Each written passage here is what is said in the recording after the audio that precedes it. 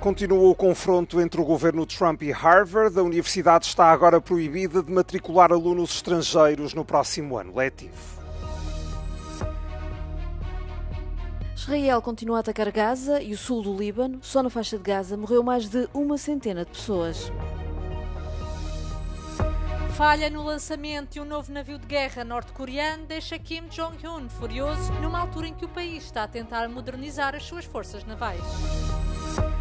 Parlamento Europeu aprova a imposição de taxas alfandegárias elevadas sobre fertilizantes e produtos agrícolas russos e bielorrussos. A administração Trump proibiu a Universidade de Harvard de admitir estudantes estrangeiros no próximo ano letivo. São também visados os quase 7.000 alunos internacionais já inscritos que têm de se transferir para outra instituição de ensino superior sob pena de perderem o estatuto legal no país.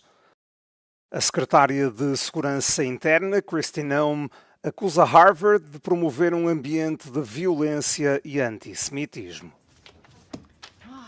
We have an interest as a nation, as President Trump has spoken to quite often, that we have an interest as a nation for these universities that are supposed to be the gold standard to actually deliver people who are educated and can function in society and on campuses that encourage a learning environment as opposed to one of left-wing activism. O governo federal refere ainda que no campus de Harvard é promovida a coordenação com o Partido Comunista Chinês. Afirma que no ano passado a universidade acolheu e deu formação a membros de uma organização paramilitar chinesa. Harvard considera a mais recente proibição ilegal.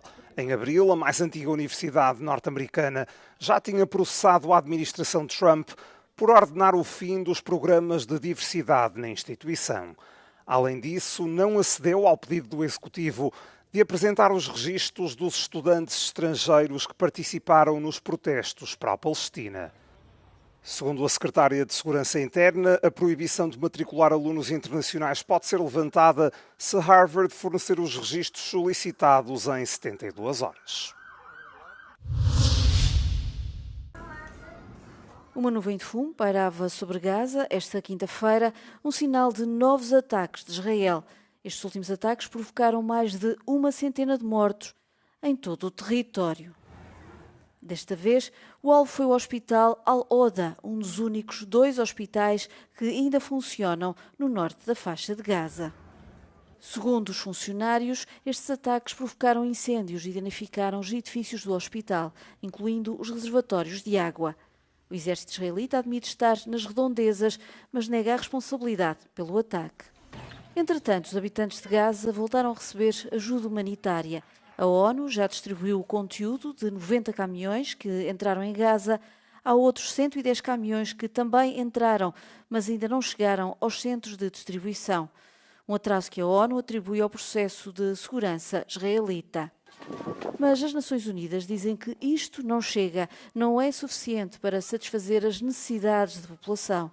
O exército israelita tem outra opinião, diz que não há falta de alimentos na faixa de Gaza. Mas os ataques israelitas não se limitam a Gaza. Esta quinta-feira houve também explosões no sul do Líbano, com vários locais a serem atingidos ao longo da fronteira. Enquanto Israel diz ter como alvo edifícios e instalações do Hezbollah, numa tentativa de impedir o rearmamento do grupo, o primeiro-ministro libanês, Nawaf Salam, condenou os ataques e apelou à comunidade internacional para que pressione Israel a respeitar o cessar-fogo que está em vigor. Em novembro, Israel e o Líbano assinaram um acordo para pôr termo aos ataques, mas Beirute diz que é violado todos os dias. Em 2020, o Conselho de Segurança da ONU aprovou uma resolução histórica para as mulheres. Abordava o impacto da guerra nas mulheres e raparigas e apelava que estas participassem nos processos de paz.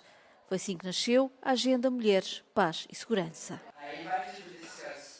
25 anos depois, cerca de 200 de representantes, entre políticos e sociedade civil, reuniram-se em Bruxelas, um encontro para refletir sobre a implementação da agenda. Women bring their lived experiences on the table, on the Women, Peace and Security agenda. Peace talks, which includes women, they are more lasting, and it enables also an accountability to the agreements that would have been reached.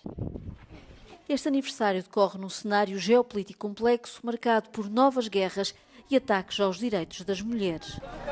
Para além disso, as sociedades e as instituições mantêm barreiras e continuam a impedir as mulheres de participar nos processos de paz de forma igualitária.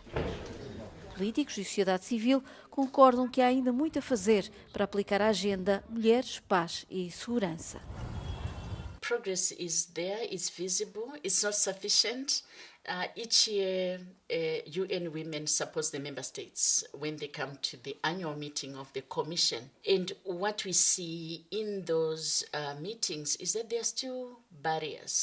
A rising global conflict, the growing threat of disinformation, and the lack of adequate funding and resources all pose significant challenges for women to equally and meaningfully participate in security and peace processes.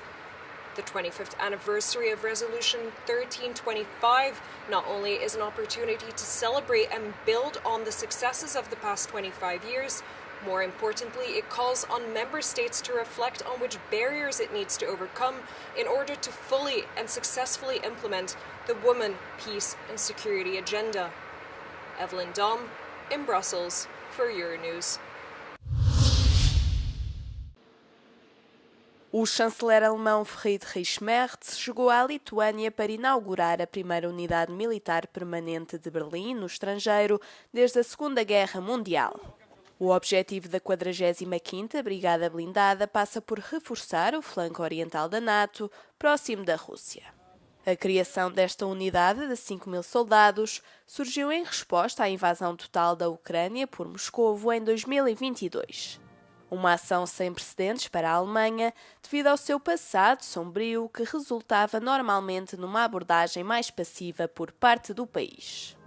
A visita de Merz inclui ainda uma reunião com o presidente da Lituânia, Gitanas Nausėda. Conversações que deverão incidir sobre as relações bilaterais entre os dois países, a cooperação no domínio da defesa, o apoio à Ucrânia e as principais questões na agenda da União Europeia. O Reino Unido assinou esta quinta-feira um acordo para entregar a soberania das Ilhas Chagos às Maurícias. Contudo, pagará 120 milhões de euros por ano para arrendar a base militar de Diego Garcia por um período mínimo de 99 anos. Keir Starmer disse que a base é crucial para a luta contra o terrorismo e os serviços de informação. Os dois países já tinham chegado a um acordo inicial em outubro, mas este ficou suspenso porque o Reino Unido quis esperar pela aprovação de Donald Trump, uma vez que a base naval também é utilizada pelos Estados Unidos da América. A facção mais conservadora da oposição já se manifestou e acusou Starmer de estar a ceder território britânico. As Ilhas Chagos foram oficialmente separadas das Maurícias em 1965 e entre os anos 60 e 70 foram expulsas cerca de 2.000 pessoas para dar lugar à base militar. Muitas ainda estão a lutar pelo direito de regressar. O Tribunal Internacional de Justiça já se tinha manifestado em 2019, declarando que a Grã-Bretanha tinha separado ilegalmente as Ilhas das Maurícias.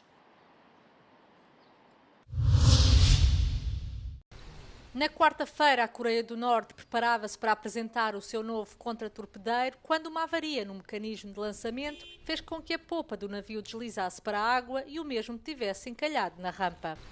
O ditador norte-coreano Kim Jong-un assistia à cerimónia quando tudo aconteceu e tudo indica que ficou furioso. O líder do país disse que os danos foram o resultado de absoluta falta de cuidado e responsabilidade e culpou militares, cientistas e operadores do estaleiro pelo grave incidente. O novo navio de 5 toneladas terá perdido o equilíbrio e a inclinação provocou danos no casco. De acordo com uma especialista da Marinha Sul-Coreana, o acidente pode ter ocorrido por falta de experiência dos trabalhadores norte-coreanos com um navio de guerra tão grande. A divulgação pública desta falha é muito invulgar, uma vez que Pyongyang raramente reconhece as falhas técnicas no setor militar para não serem interpretadas como fraquezas.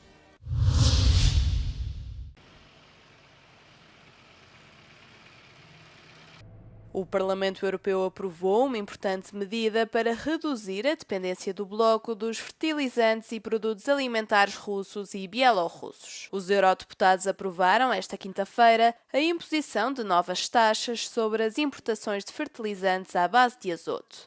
e de produtos agroalimentares provenientes dos dois países. Para além de reduzir a dependência da União Europeia neste setor, a ideia passa por privar a Rússia de uma das principais fontes de financiamento da guerra na Ucrânia. If the agriculture sector pays for fertilizers, then the money goes to Russian budget directly.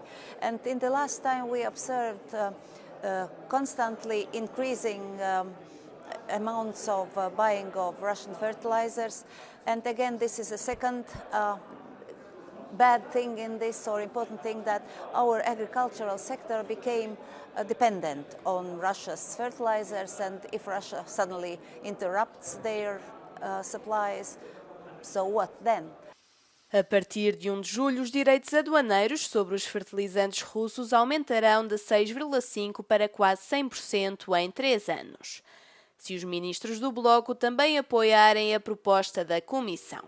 Mas os agricultores europeus mostram-se preocupados quanto ao impacto destas taxas, que podem levar ao aumento dos preços dos fertilizantes.